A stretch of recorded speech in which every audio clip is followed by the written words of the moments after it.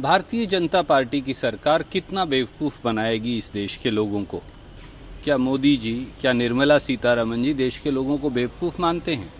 60 दिन पहले 10 रुपया प्रति लीटर डीजल के रेट बढ़ाए और आज 7 रुपया लीटर कम कर दिए और कहा तालियां बजाओ क्योंकि 3 रुपया लीटर की बढ़ोतरी बाकी है।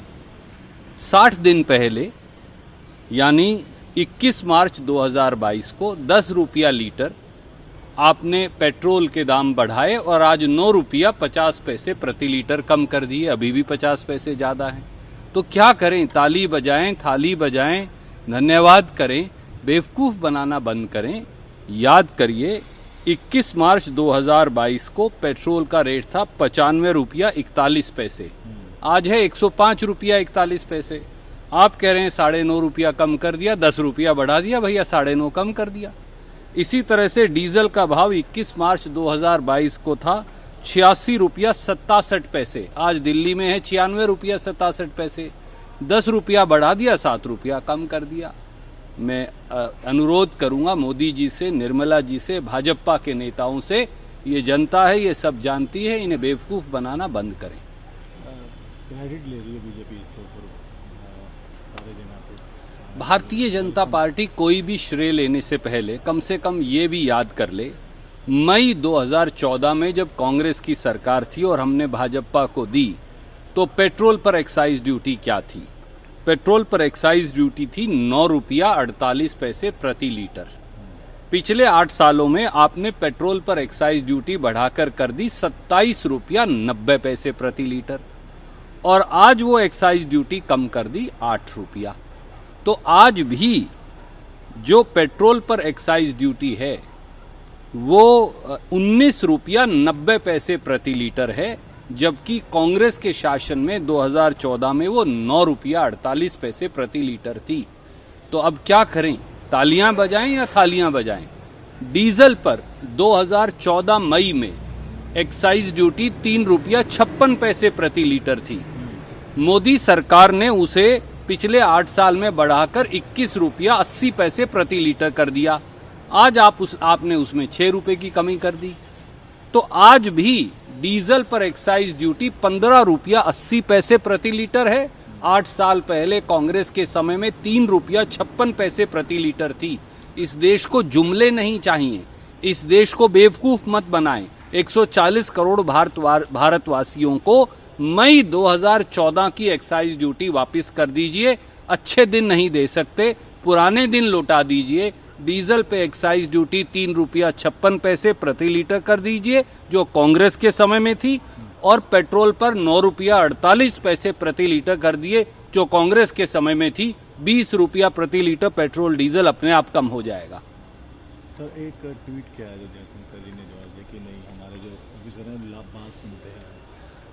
आदरणीय जयशंकर जी को मैं ये कहूँगा कि अब देश की फॉरेन मिनिस्ट्री और हमारे फॉरेन सर्विस ऑफिसर्स वो एक पार्टी का एजेंडा चलाते हैं, देश का नहीं। आप चीन के सामने आंख में आंख डालकर बात क्यों नहीं करते? चीन ने हमारी जमीन पर अतिक्रमण कर रखा है। हमारे फॉरेन सर्विस ऑफिसर्स चीन की झूठ को उजागर क्यों नहीं करते हर इंटरनेशनल फोरम पर?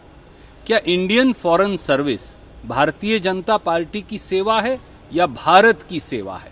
भारतीय राष्ट्रीय कांग्रेस का ये मानना है इंडियन फॉरेन सर्विस एक बेहतरीन सेवा है और हमारे ऑफिसर्स बहुत काबिल और लायक हैं। केवल उन पर शिकंजा कसकर पंगु बना रखा है, उनको इस शिकंजे से आजाद करवाने की आवश्यकता है। When will Bharatiya Janata Party stop befooling people of India? Do they think that people of India are foolish? In last 60 days, Modi government, BJP government increased the price of diesel by rupees 10 per litre. After 60 days, you have reduced it by rupees 7 per litre. There is still an increase of rupees 3 per litre. You are saying now clap and thank you to Modi ji. What for? Same way, in last 60 days, from 21st March 2022 to 21st May 2022, price of petrol has been increased by rupees 10 per litre. Now we have reduced it by rupees 9 and 50 paisa per litre. So what should we do? How should we say thank you, Modi ji? When will a meaningful reduction come? First increase the price. After 60 days reduce the price. Then say you've done a great thing. What is the great thing that you have done? That's what people of India want to know. ज्ञान share करो The officers of Indian Foreign Service are commendable officers. They have served the nation from the times of Pandit Nehru when he was first Prime Minister till today. The only thing that has happened today is that officers of the Indian Foreign Service have become subservient to the foreign policy bloopers of one individual and one political party. That is not their job. Their job is to serve India, nation and its people. Why can't the Indian Foreign Service call off the bluff of China when it has already occupied our territory illegally and is threatening our territorial integrity? Is it not the job of Foreign Minister and his officers? Is it not their job to not hide the foreign policy bloopers of the Prime Minister and actually work to ensure that India's interests are protected? I think that is what Shri Rahul Gandhi said. Thank you.